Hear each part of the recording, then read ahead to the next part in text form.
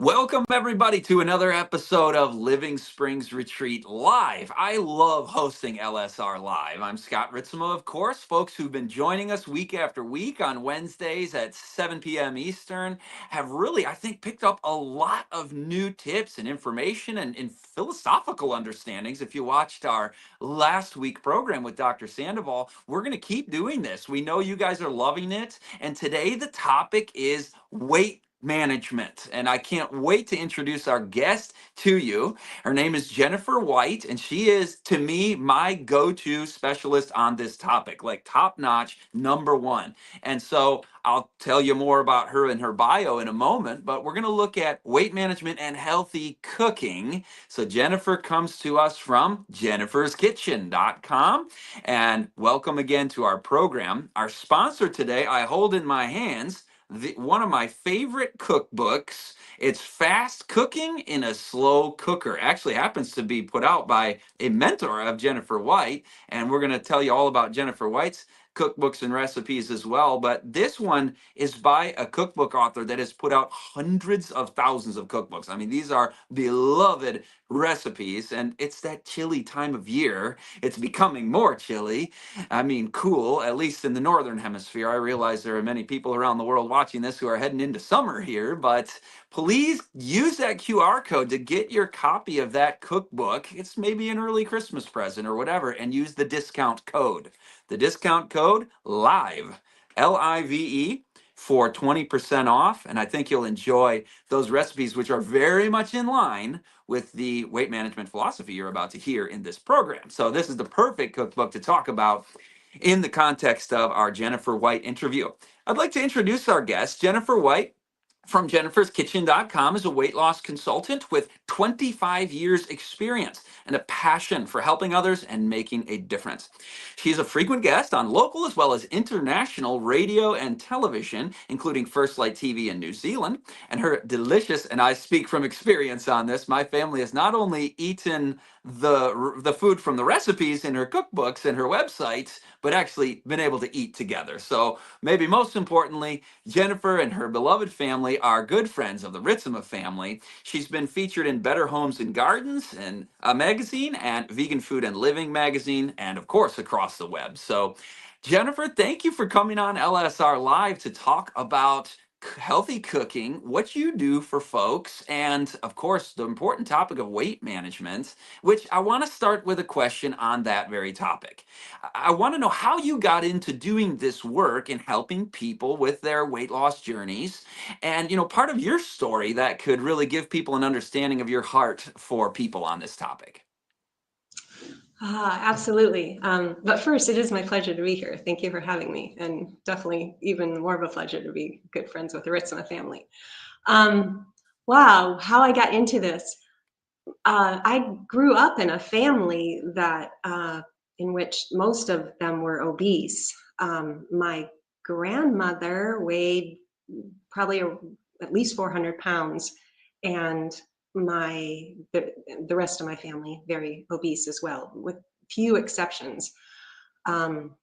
So I saw firsthand the suffering that went along with being overweight, not just the physical suffering, but because many diseases come along with obesity, but the mental and the emotional suffering as well, and the everyday inconveniences of being overweight. I was surrounded by that, and it just seemed like, yeah, there's got to be. It's not the happiest life when you're dealing with that day in, day out. And so I guess that, well, my mom was an exception to the family norm. She did try to feed us much healthier, so that kind of put a little idea in my mind. But then as I grew older into my teens and early 20s, I was definitely on that road to being overweight, mostly because I didn't really, even though my mom did a lot to help us eat healthier, she did what she knew. But again, there's a lot of misinformation out there. So I was on my way down that road, and a friend of mine introduced me to a healthier way of living in general, not just eating, healthier way of living. And she didn't share it with me as a way to lose weight, just to be healthier. And so I started adopting a few of the things that she shared with me, and I started to lose weight. And I wasn't even trying to lose weight, and I had tried many times in the past to lose weight without success at all. And it it never worked. And if anything, I gained more weight. So when I started to lose weight through the things that my friend was sharing me, and she was just sharing with me biblical principles. I was shocked. I was amazed and thrilled, and so I wanted to share it with other people because I saw that there was so much a very much happier way to live. And I can testify too, having shared your perspective personally with people, that I, quite frankly, learned a lot from you, and pointing people to your jenniferskitchen.com and your weight loss program, that I never once heard when people actually apply the methods that you learned from this friend and that you teach people today. Nobody's ever said to me, that doesn't work. I ate the way that I was taught to use it on this program, and I just got fat doing it. It works like 100%. And so that's why when I asked you a couple years ago, I don't remember what the numbers were, and I realized that you would never say this unless I make you. But I said, Jennifer, tell me about, please, the success rates of people who apply the weight management principles that you teach versus the average of the fad diets and the methods out there that, what I would say, the world is presenting. You're showing people biblical principles in just simple ways. Wasn't it like 1,400% better, or 14,000? It was some crazy number. Just tell us about how things are working for your clients, and what the benefits of taking weight management seriously are for the people you've been able to help. Yeah, it's the reason why it works, and it works 100% of the time, is because it was given to us by the one who created our bodies, the one who knows what our bodies need. He created our bodies to be thin, to be lean and healthy. He didn't make a mistake when he was creating us. So if we take the principles that he's given us in his word and apply them to the bodies he's created, it always works. And so I should say here, it's not my program, it's just God's program that I've put together in an easy to follow, step by step, day by day plan. When someone who joins the program follows it, it always works 100% of the time. But I think last year, so I think last year, almost 200 million, I think the statistics say that almost 200 million Americans, I know that this audience is more than Americans, but that's the statistic that I have. Almost 200 million Americans either went on a diet or tried some kind of a health plan, something to lose weight and get healthier. And yet, with that many Americans, it's over half of our population. With that many Americans trying these things, and yet 74% of Americans are still overweight, something's not working. These plans just don't work because they're not, well, some of them aren't made to work, otherwise they go out of business. But a lot of it is just misunderstanding about how God created our body. If we understand how God created our body and we treat it in the way that he prescribes for us to treat it, then we're going to be lean and trim and healthy because that's the way he created us to be. That's awesome. And I love how you, in the intro, you were talking about the emotional and mental health, that when you are overweight or obese, you're just not as happy because physiologically your body is not how it ought to be. And when you start shedding those excess pounds, then it's just, there's a joy in this service that I see in your life and in your family's life. because it is like you hear it from Jennifer White all the time, folks, that this is about the God that she serves and his methods and plans, and what a fulfilling way to live. So let's transition to talking about what Americans are doing wrong. And there's kind of two questions there. And I realize it's not just a problem of Americans. Those who've adopted our exported diet, I'm sorry, but it's gone global. And wherever obesity and these struggles are reigning, tell us about the cause of that. What are the biggest mistakes people are making in their dietary choices? And then secondly, what are the mistakes that are being made in the fad diets and the things that people are trying to do to solve it that, like you just said, they're not working? They're not working. And it's really sad. The enemy of our souls wants to blind us to the truth. And that not only applies spiritually, it applies physically as well. And that's because we're whole beings. Our physical affects our mental, and our mental affects our emotional, and our emotional affects our physical, and we're just whole beings.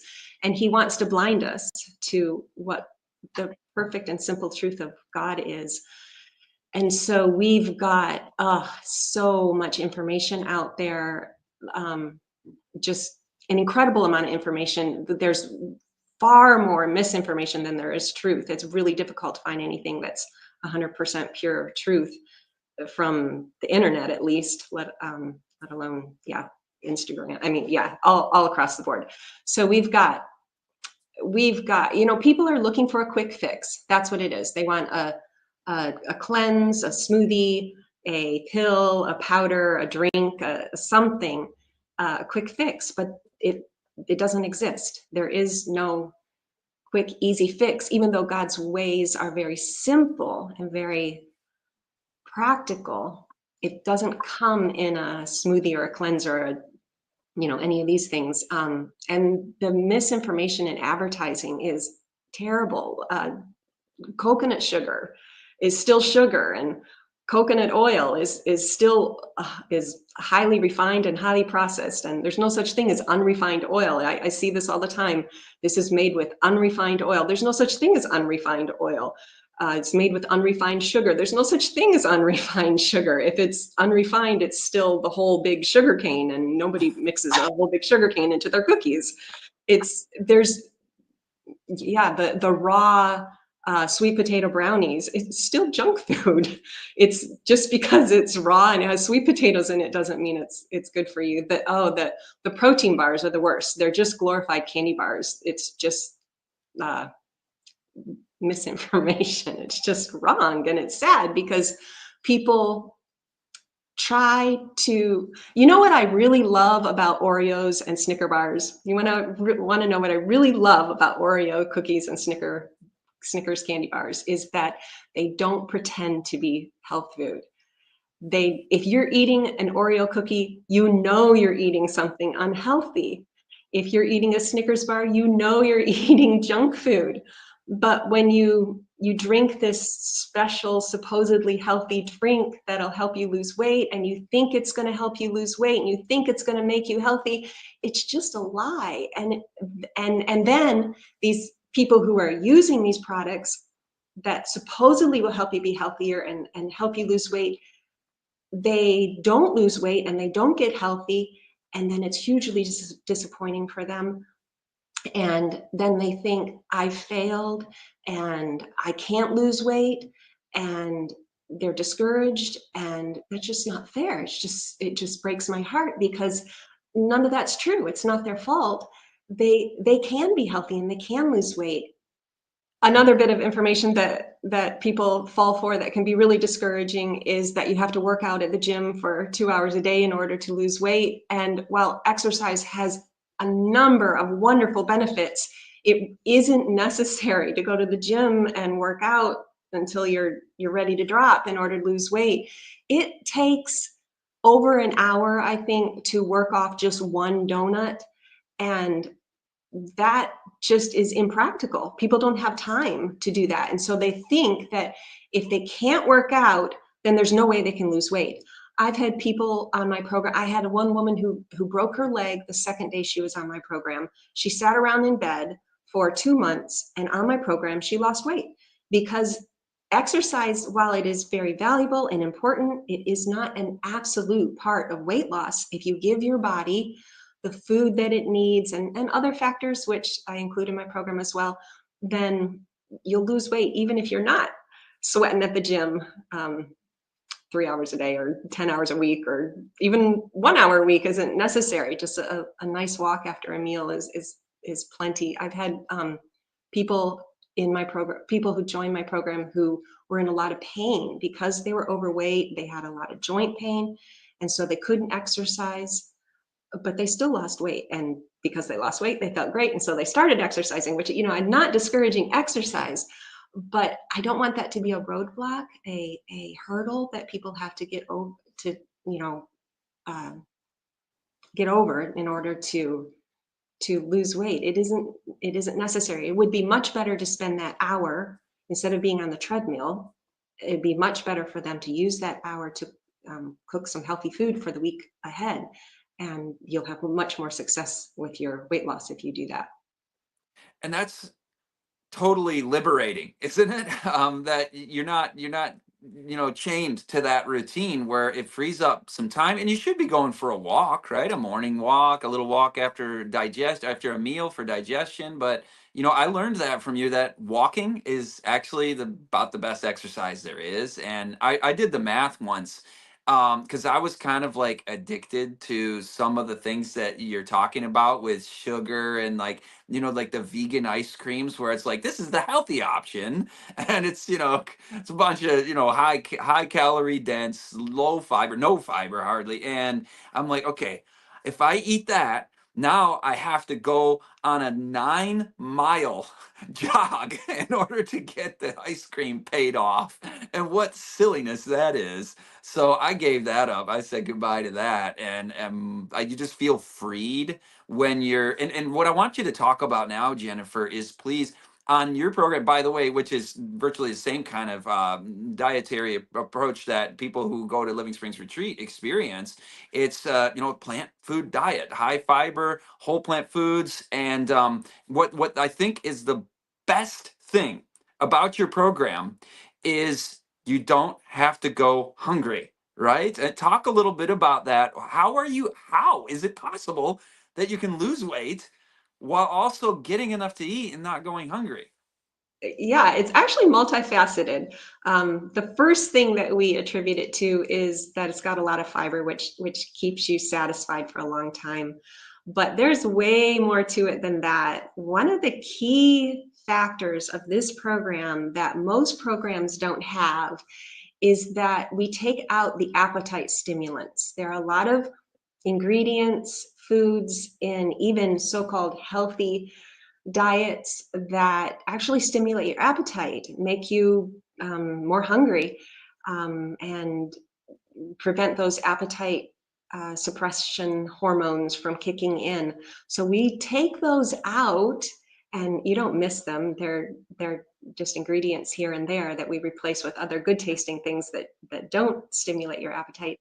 But you take those out, and you don't have cravings all the time, and you're not hungry all the time. And people don't realize that they're eating these things, and they're like, I couldn't lose weight because I was starving. Well, I'd be starving too if I ate these little tiny portions that were full of appetite stimulating ingredients. So the increased fiber, the removal of the appetite stimulants, we work with your body,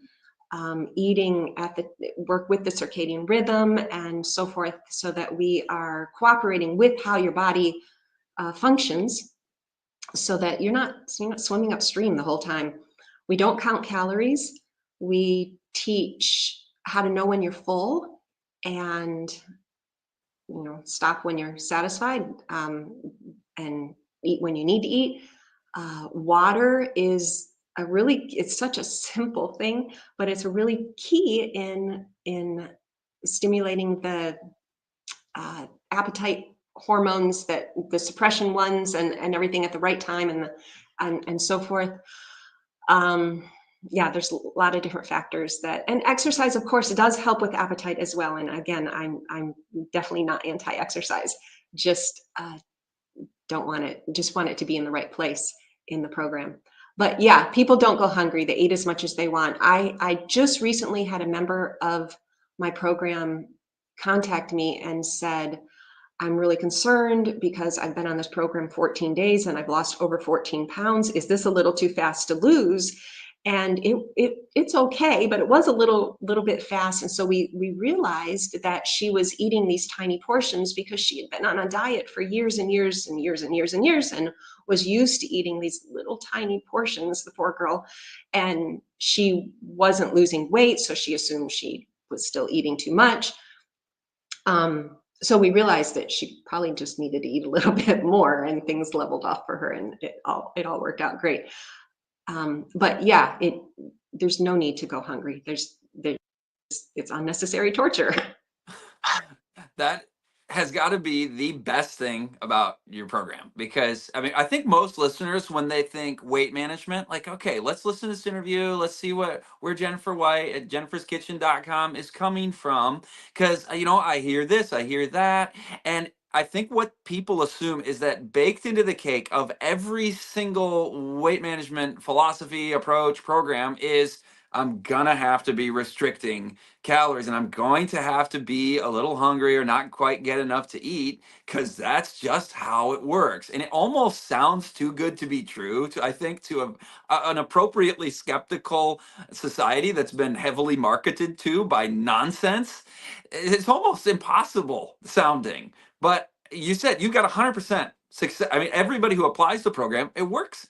And I've done it. I know many people who've done it. And I actually did something. I'll ask you about that in a little bit, because I think sometimes people get the idea that not only do you need to count calories, you have to count calories, but also talk to us about the counting of carbs, and how you don't need to worry about that at jenniferskitchen.com. No, not at all. Carbs are delicious and they're wonderful, and we don't want to cut them out of our diet. They are what give us energy. And here's another one of the enemy's ploys. Carbs are what make your brain work well. So there's actual research done, and people who restrict carbs from their diet perform more poorly on mental performance tests. So that's not a good thing, of course. We need carbs. We just need the right kind of carbs. We need the complex carbohydrates, and that includes potatoes. There are plenty of potatoes on this program. God created potatoes, and He created them for us to eat. And they're delicious, and they're satisfying, and they will help you lose weight. In fact, there was a study done of, I don't remember how many foods, many different foods, and they studied the satiety level of all of these foods. And of all the foods in the test, in all the foods in the study that they tested, they found that potatoes were number one in satiety. That meant that if you eat potatoes, then you'll eat less at that meal. If you eat potatoes at the meal, you'll eat less at that meal. Not only at that meal, but the whole rest of the week, you'll eat less, or at least the rest of the day, you'll eat less. So potatoes are super helpful on a weight loss plan. They're very satisfying. So yeah, carbs, not necessary to count carbs at all. We need them. We need them for good energy. We need them for good function, physical and mental function. And they are beneficial for emotional health as well, because they are very integrated in our hormone levels and so forth. So yeah, no counting carbs necessary. You don't have to count protein either. The average American gets almost twice as much protein as he or she needs, and it's a myth that protein helps with weight loss. It's actually dangerous to get, I mean, we need enough protein, but it's dangerous to get too much protein. With high protein diets, we see lots of problems like increased risk of cancer, increased risk of autoimmune diseases, heart disease, and again, poor mental performance. The research is without a doubt that we suffer from these things if we are on a high protein diet. In fact, But that's not to say you can't lose weight on a high protein diet. That you can lose weight on a high protein diet. But the difference between a high protein diet and a high carbohydrate diet is that after about 6 to 8 months on the high protein diet, your body says, I'm done. And you'll stop losing weight and you'll start gaining weight. And on the high carbohydrate diet, your body says, yes, this is what I was built for. I love this. I'm going to keep going. You keep losing weight. You keep feeling better. You keep having more energy. You keep getting healthier, and you keep going. And so you stick to it, because why wouldn't you? But yeah, we don't have the same results with a high protein diet, even though you can lose weight at the beginning. Another very negative effect of the high protein diet is bowel trouble. That is 80, I think about 84%, 80 some percent, I don't remember exact statistic, of those who use a high protein diet eventually develop pretty troubling bowel disorders. So yeah, none of that on God's program. Yeah, and that reminds me of the Adventist health studies that were done in Loma Linda, how those who moved from a more animal-based, high-protein-based diet toward the plant-based diet, they witnessed a 54% reduction in colon cancer risk. I mean, that is massive, right? And on the carb thing, you actually, I remember you talking to me about this very thing. And we were like, okay, so I don't need to worry about my carbs. How liberating that is when you're eating whole plant foods. And so what I wanted to do is I wanted to test this out on people, and I found like 60 people, but 22 people actually went through with it. And I said, we're going to do a challenge. And I know this is not a recommended diet by any means, because God gave us, 100 different foods to eat. But I made a list of 12 that are like the most demonized high carb foods. Potatoes, you mentioned, corn, beans, peas, rice, potatoes, pasta, sweet fruits. And I said, all right, guys, let's try something. Let's eat only these 12 most demonized high carb foods for 10 days and see what happens on the scale. And so I got 22 crazy people to do it with me. And the average weight loss was 3.5 pounds. And then people would be like, well, you're going to gain all kinds of weight eating potatoes. And then I'm wondering, it's because I ate mashed potatoes with a whole thing of butter and a giant scoops of sour cream. And then I put gravy on top of it and added butter on top of it. It's like, what percentage of the calories of my mashed potatoes growing up were actually the potato? If I just took a baked potato in my hand and just started chewing on it, that's not the same calorie intake as the mashed potatoes. So I love your take on the carbs, because there is a lot of misinformation. And folks, I think, are going down the wrong road with that. And you're mentioning long-term consequences of the anti-carb thing. It's a phenomenon, it's a trend, it's a fad, but it's not long-term tested. When you look at longevity, disease risk over a lifespan, aren't you looking at more plants the better? Definitely. And the statistics, the research is clear. There's no a lot of times people will say, well, this was good for you this week and that was good for you that month, and this year this year it's the opposite. And maybe that's what we hear on the news or on the media or whatever, but really, if you look at the research, the actual well done studies, it's consistent, it's clear. We have reams of research that shows us that a plant-based diet is the healthier option. It is what will prevent disease. It is what will get you at a healthy weight. There's no ups and downs to that. There's no inconsistency there.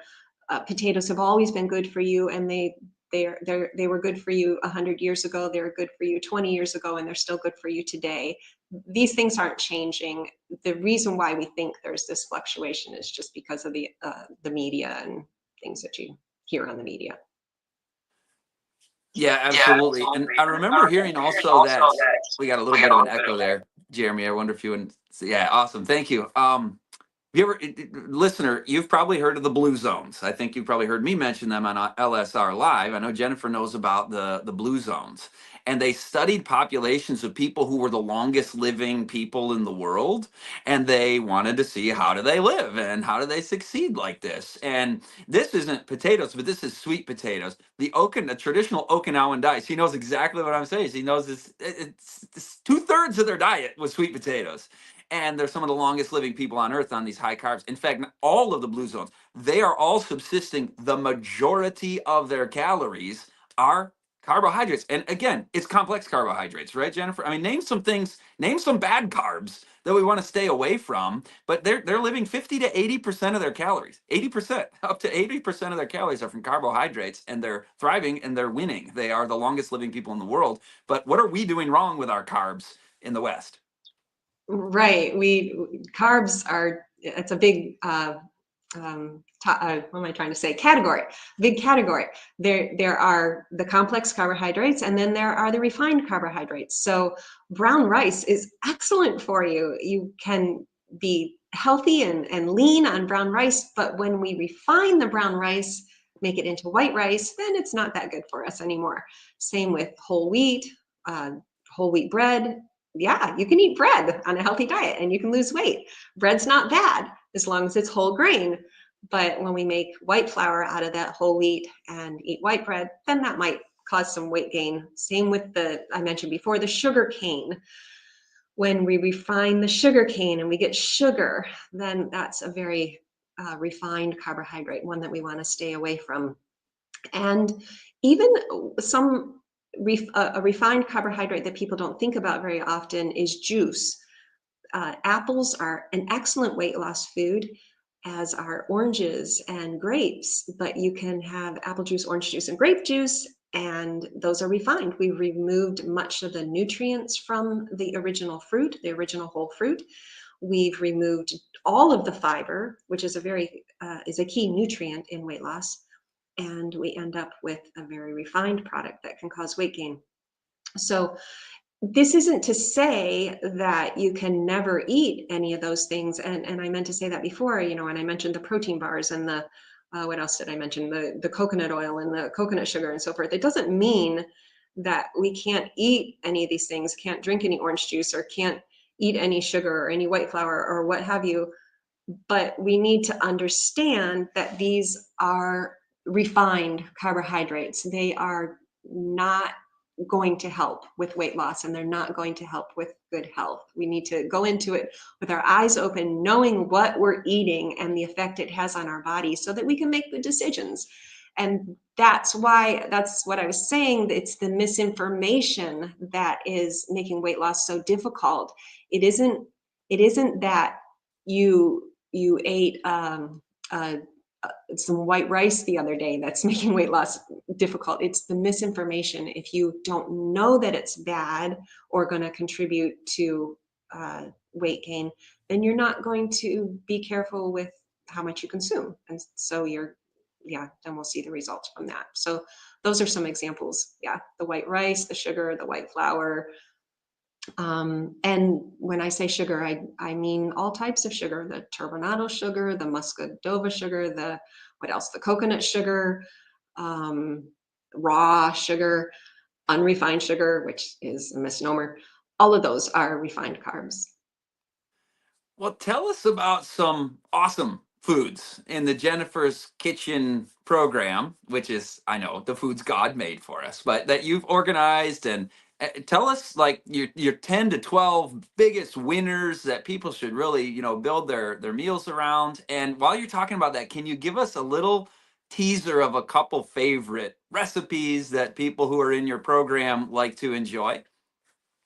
Well, scalloped potatoes are one of the top, and the cream of potato soup is another one of the top. So I guess people like potatoes as much as I do. What else do people like? The lasagna is a pretty big hit.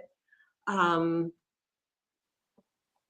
some of the more simple ones are the banana cookies, which are breakfast cookies, are pretty popular. Uh, yeah, those are pretty popular. What was the other? Some of the, that's one one thing that people seem to appreciate about this program is that I don't push that you have to eat these 10 foods to be healthy, or these, it's flexible. In fact, I tell people, don't eat what you don't like, because if you're having to eat what you don't like, then you're not going to stick with the program. Find the foods that are in the program that you like and eat those. And then you'll stick with the program. And I know these days we have what's superfood. You've heard of the superfoods, like typically we think of kale and sweet potatoes and yeah, all those kamut, and I don't know what's in what's trendy now. But the reality is all the foods that God created are super. They really are. He created a wide variety of foods because he's created a wide variety of people, and we all have different tastes. And so he didn't make it so if you didn't eat kale, you couldn't lose weight or you couldn't be healthy. And if you don't like sweet potatoes, someone very dear to me doesn't like sweet potatoes, and they're one of my favorite foods. I'm like, how can you not like sweet potatoes? But it's okay. God didn't make us to all like the same kind of foods. He gave us lots of different varieties of foods, and you can eat or you can eat any of those and be healthy. So yeah, I don't have any. Sorry, I don't have any like that I really push. But I one thing I do push is that you eat what you like, so that you can stick with the program. I love that approach. And I love that you kind of punted on the question, because if you start naming 10 to 12, then everybody will be like, okay, those are the Jennifer White authorized. I got to eat those ones. But your answer is, Scott, there are so many foods to choose from. By the way, I hopped off. You heard the noise of this. This is one of our favorites as a family. Jennifer's actually done a test on this pasta, and because it's, you want to come off of the refined foods, right? I mean, that's kind of, if I was to sum up your program in a nutshell, what I understand is you're moving from refined foods to whole plant foods in their full fiber form. And you got to really know what a refined food is. If an animal is eating the grain and the grass, and then you eat the animal or the animal products that come from the animal, that is a refined food, and refined grains and so on. But this is a brown rice pasta. Tell us about the little test you ran on people eating this versus in a blinded setting versus the white pasta. Wow, that's been a long time. Let me see if I can remember how that went. This was many, many years ago. Um, and I was teaching a weight loss class, and I made a soup that had this pasta in it. It was sort of like a chicken noodle soup, but no chicken, of course. And let's see, how did that go? I made 2 batches of the soup, one with white pasta. Actually, I did this test 3 times. So and I did it in different ways, but I'll tell the one. I put white pasta, regular white pasta like you buy in any grocery store, into one batch of soup. And I put this brown rice pasta in the other batch of soup. Now, I can't see Scott's screen, so I'm not sure you have the one brand of, are we allowed to say the brand name? Tinkyata pasta? Yeah, that's Because fine. some of the, Tinkyata. okay, okay, because some of the brown rice pasta is absolutely horrible. It's just mush and it's terrible. So it's this particular brand. So one pot of soup had the white, the other pot had this brand of brown rice pasta in it. And if I remember correctly, 9 out of 10 of the participants couldn't tell the difference between the two. They liked both of the soups equally well. And the one participant said, actually, I like this one better, but this one was the brown rice pasta. So it's definitely, you don't feel like you have to deprive yourself to eat healthy. It's really good. Yeah, I just love that story, because your program is so easy to implement. It's not like you're denying yourself of everything. You're getting full, you're enjoying the food, you're using tasty seasonings and well designed. I mean, cookery is an art, and by God's grace have mastered this art and teach people how to do it where they actually enjoy their food. And I'll tell you this from a testimony. I went from the meat and mashed potatoes, meat and potatoes and pizza and Lucky Charms and macaroni and cheese and McDonald's. That was my preferred diet. I went from that to, over time, what you teach, and I enjoy food more now than I used to. There's more variety. There's a wider variety of flavors and textures and new things that you can try. And I actually am not one that goes out like, get me a new recipe. I'm going to try this, try that. But, once you've tried it and you enjoy it, you're like, wow, now I have an even wider variety and palette of food. And again, this goes to like the question that Jennifer didn't want to answer a minute ago about name 10 great foods.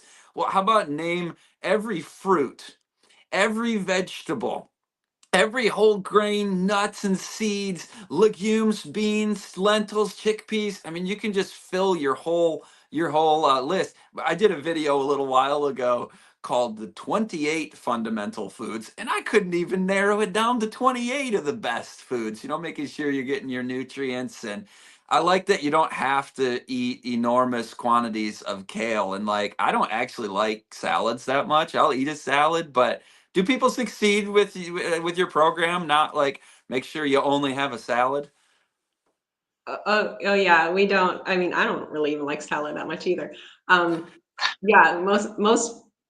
I have a lot of people coming to my program from a very much a junk food diet, and they adapt really well. I brought a few testimonies with me here.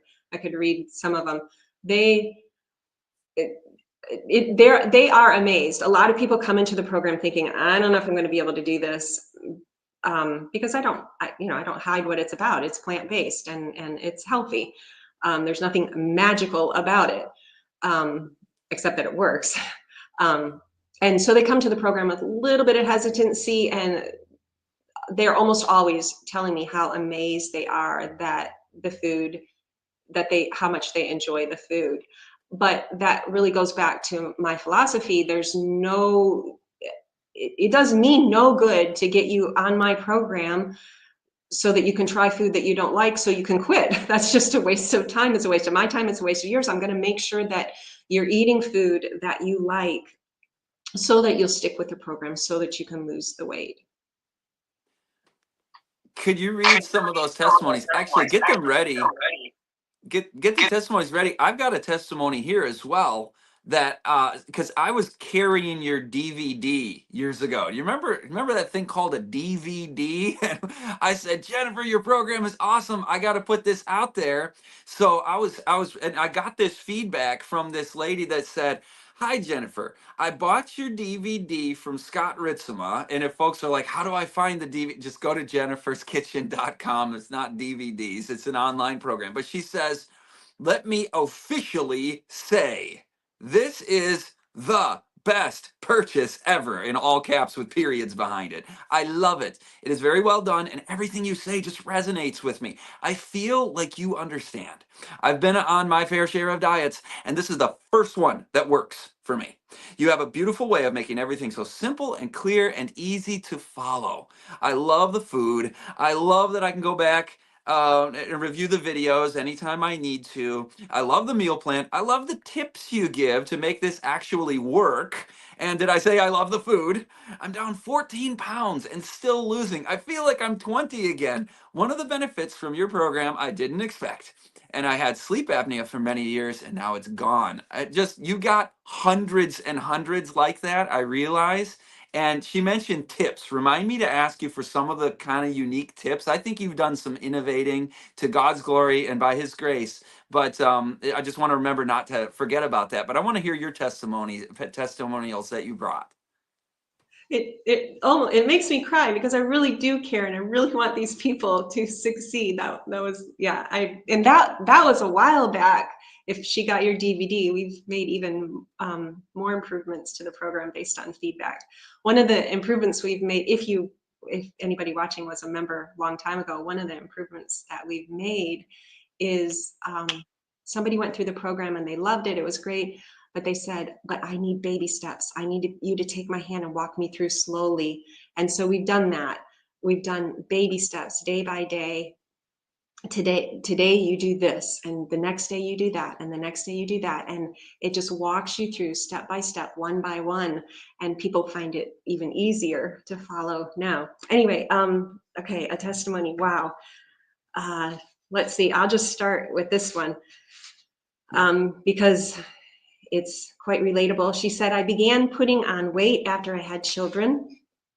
By the time I was 30 years old, I weighed 170 pounds. I'm only 5'4". After I went through a divorce, I started a love affair with ice cream. I used it as a comfort. In just a few years, I gained 40 more pounds. Long story short, by the time I was 50, I was on medication and can barely walk due to knee pain. I joined your program, but I had doubts since I had never succeeded losing weight on any other diet. That's pretty consistent in the testimonies that I get and the comments in my support group. People will say, I've tried other diets. None of them worked for me. This is the first one that ever worked. Let's see, never losing weight on any other diet. 10 days into the program, I was in love again, except this time not with ice cream. I love your program, which of course is God's program, not my program. I love the food. I love my new life. I am a new woman now, inside and out. And that's another thing that, and I'll finish it. And I attribute it to your program, which again is God's program. That's another thing that I love about God's program is because it doesn't just change you on the outside. It makes you a trim, lean, healthy person, but not just physically does it help you, it helps you mentally as well, because like I said, we are whole creatures, and the things that we eat and the things that we do and our lifestyle habits affect our mind as well. And God wants us to have a sharp, clear mind, and this program is conducive to that. So I love that even people on the program recognize that, even though their focus is probably on the scales, which I don't encourage, on their physical appearance and so forth, it's that even they recognize that my mind is changing too. I'm thinking better. I feel more emotionally stable. I'm just happier. I love that part. I know I said this already, but that's the best part. That is the best part, because then it's sustainable because you're enjoying the food, you're not going hungry, and you're happier, you're thriving, your mental clarity improves. It's like, why would I not stick with this? And then if you fall off the wagon and you eat something you shouldn't, you binge on something, you realize the next morning, like, I don't feel like I did last week. I see the cause of the effect. The contrast is so beautiful and clear. In fact, on the carb thing, when I did the carbo challenge, is what we called it, my 22 people who did the crazy thing, eat only these 12 demonized foods for 10 days, I asked them not just about their weight, but I asked them about their mental clarity, anxiety, depression. I don't mean the conditions. I mean, just, do you feel anxious? Do you feel sad? Do you have more spiritual inclinations in your thoughts? You're less irritable. I basically went through a list of like 8 different mental health measures, if you will, and 20 out of the 22 people who did the 10 days of eating virtually only high complex carbohydrate foods, 20 out of 22 people found benefits in some way. I mean, even in self-control and lustful feelings for the men and the women on the program. I was just like, praise God, this is really good for the brain. And by the way, the 2 that didn't find any benefits, they were already pretty much eating this way to begin with. So it was 100% of the people who actually made the change. Now, I want to hear from you some tips. Like, I grew up, like I said, eating the Lucky Charms, the Golden Grams, a lot of the junk food cereals. And my kids eat, like, the organic, Cheerios with no sugar added, and the corn flakes that have no sugar added. I mean, just like the healthiest cereals. But if you were to take me when I was a kid, or even as an adult, it's still eating junk food, be like, Scott, instead of Honey Nut Cheerios, I want you to eat these non-sweetened Cheerio cereals. I would be like, no thanks, I'll go without breakfast. So how do you make the transition? I remember you told us about a strategy you were using 5 years ago or whatever, and maybe you remember this. How do you transition people? Well, yeah, I remember that. But I want to mention before I tell you what it is, that is for someone who would want to specifically make that transition. I'm again want to reiterate that I don't, if somebody doesn't want to eat Cheerios at all, I don't make them, or that particular kind of cereal or whatever, I don't make them. I don't encourage them that they have to do that. So, but if they did want to make the transition, for example, if they wanted to get off of dairy milk and eat or drink or use whatever plant-based milk, then you use the gradual approach, and people have done this. So, and it works great. So you take your container of dairy milk and your container of plant-based milk, you remove a tablespoon or two of the plant-based milk from the carton and add, I'm sorry, the other way around. You remove a tablespoon or two from the dairy milk from the carton and add a tablespoon or two of plant-based milk to that. And I mean, that is such a small amount. You are not going to taste that when you're eating your cereal with milk on top. You are not going to taste that little bit of plant-based milk in your dairy milk.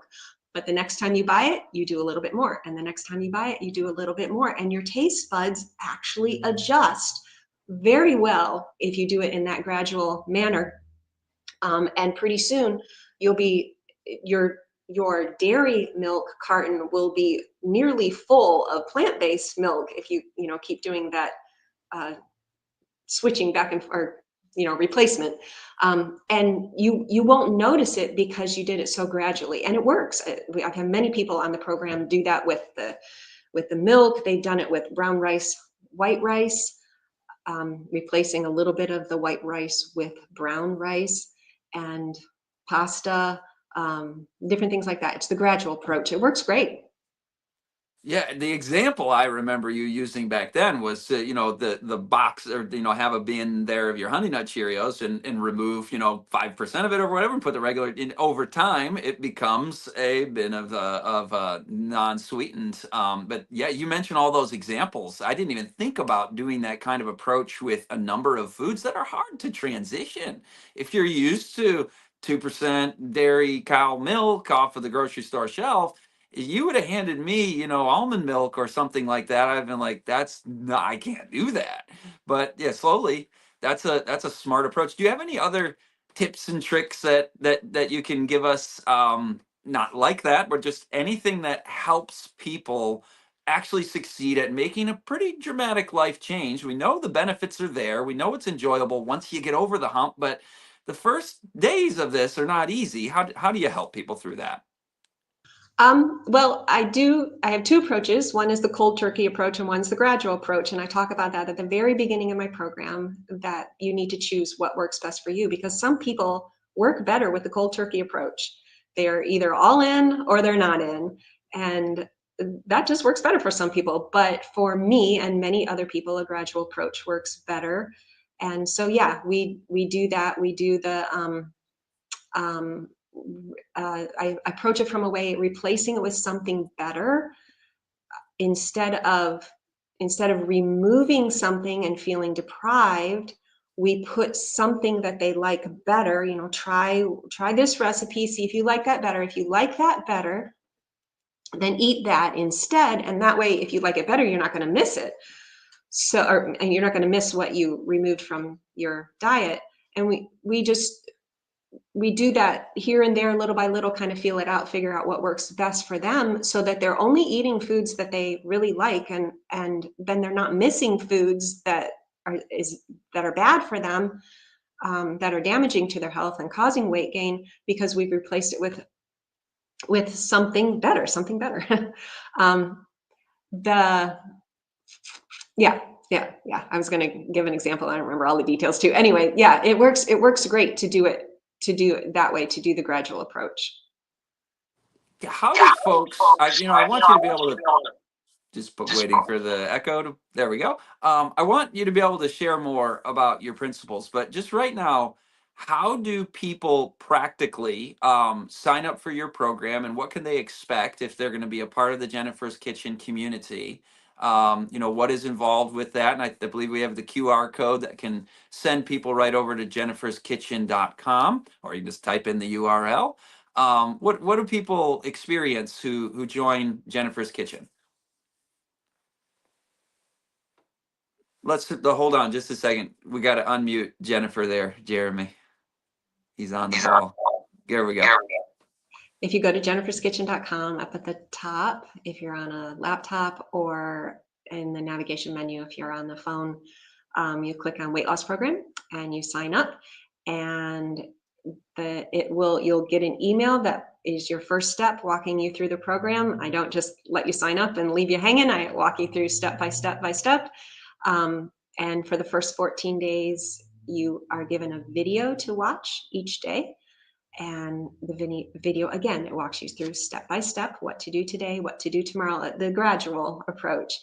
And then, like I said at the beginning, if you want to go cold turkey, I give you that option as well. But you watch a video every day for 14 days, and then when you're done with the videos, then you start the meal plan. And this goes back to what we were saying just a few minutes ago. If we would start the meal plan at the very beginning, some people just aren't ready for such a big transition. But by the time we've gone through the 14 days, you've tried some recipes. We've done what I talked about before, finding some things that you like better, replacing some of the things that aren't so good for you with things that are better for you. So you've gone through this very intentional transition into a healthier way. And then after the 14 days, you start the meal plan. And you've got several meal plans to choose from. Or you can do all of them, or you can do one of them, or whatever you like. You choose the one that looks good to you with foods that you like, some of which you've already tried in the previous 14 days. And every day, like even through this whole thing, you're getting an email from me, keeping you going on the right track. A little bit of accountability there. There's also the support group that it's an option you can be a part of if you'd like. Some more accountability there if you want it and need it. Not if you don't. You can be completely anonymous and just read the support group's post and never say a peep. That's fine. Whatever you need, but you get encouragement there. And also in the program, there's also a section of resources that has a plethora of resources, what to eat, what to do about difficult situations, how to deal with emotional eating, stress eating, and so forth,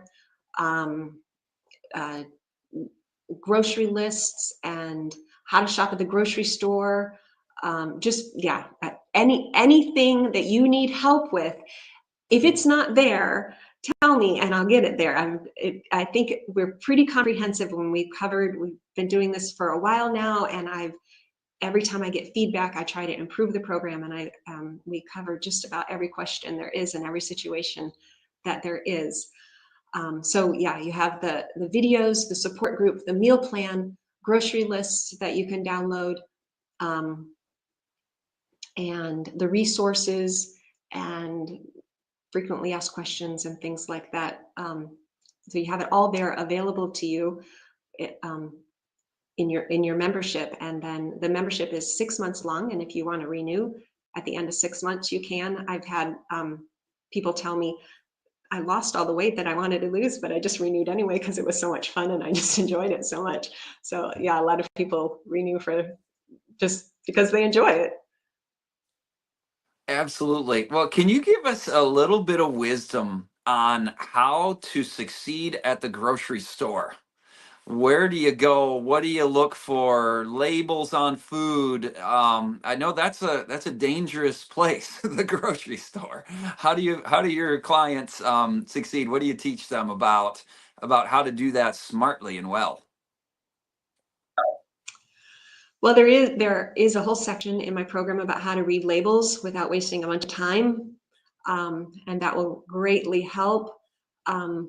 I do tell people just ignore the front label. It doesn't matter if it says heart healthy, clean eating, vegan, gluten-free, whatever. All that stuff is irrelevant. you want to look at the ingredient label, and I tell them how to read the ingredient label. Um, you Something that can be very helpful is to make a grocery list before you go based on what you're going to eat that week, so you're not just buying things on spur of the moment, whatever, impulse. um, I know a lot of people say to shop the perimeter of the grocery store, and that's true for the most part, but brown rice is not in the on the perimeter. You have to go in the middle of the grocery store for some things. And there are some good foods that are there. And there are a lot of, not a lot, that's not right. There are several healthy packaged food options. And I have a section in my program that I'm continually updating, that list healthy food options at the grocery store, because it can save a ton of time. Nobody has all day to spend in the kitchen making all their food from scratch. So there's that resource in the program, a list of healthy packaged options to save you time at home and in the kitchen.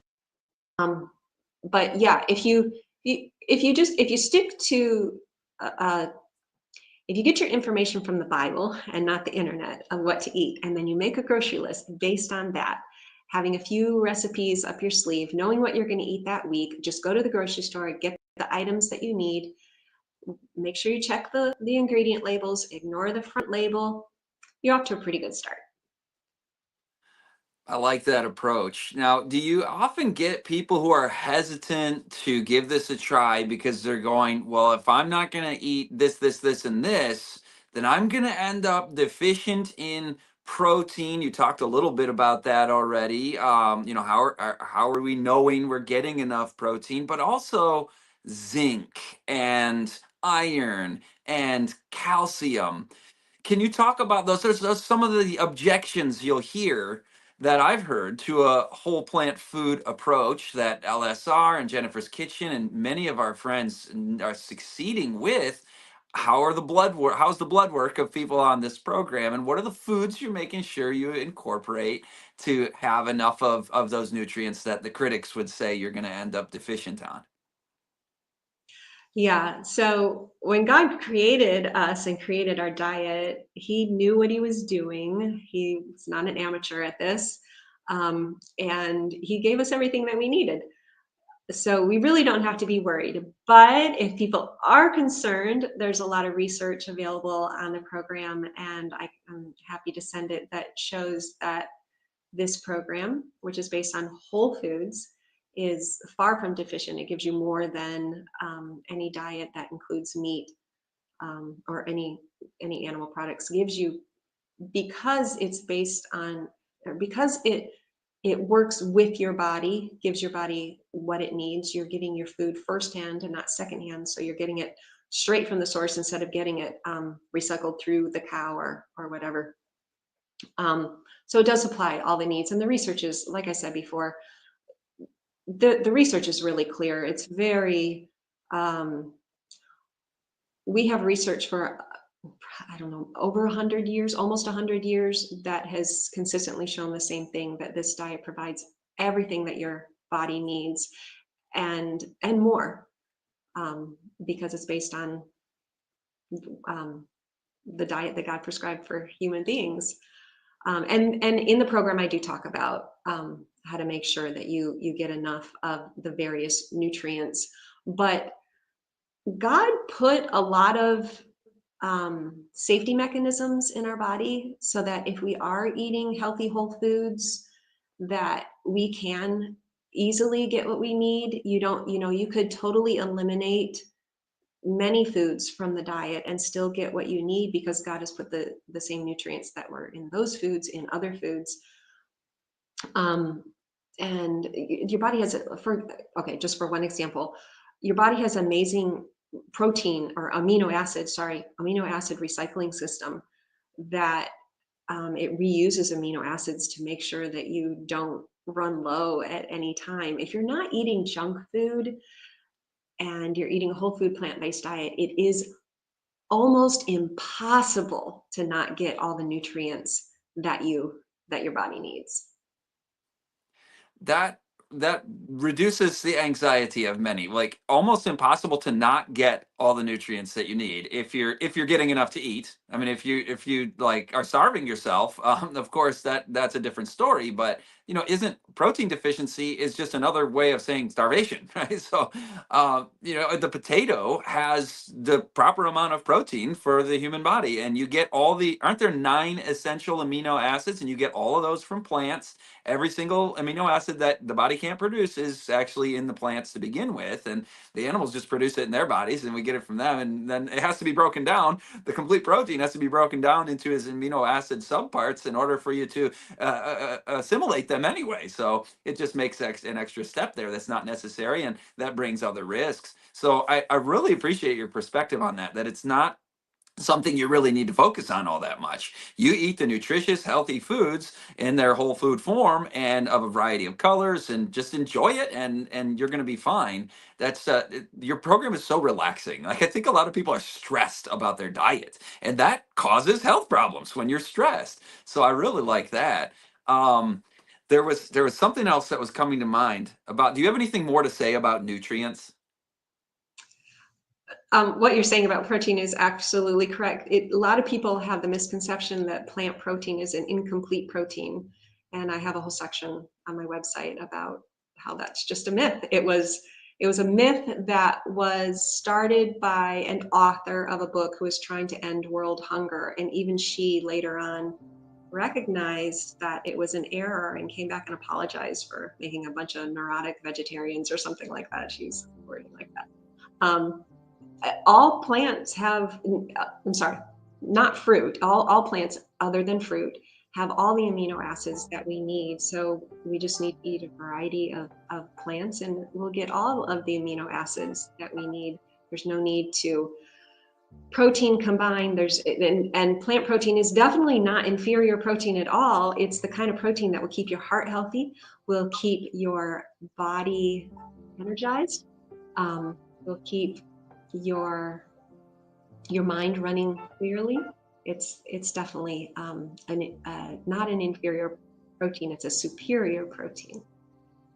That's beautiful. And you mentioned that there's like 100 years of studies on this. And I was just looking at the 10 biggest, best population studies of dietary type and health outcomes, disease risk, longevity, and BMI, obesity, etc.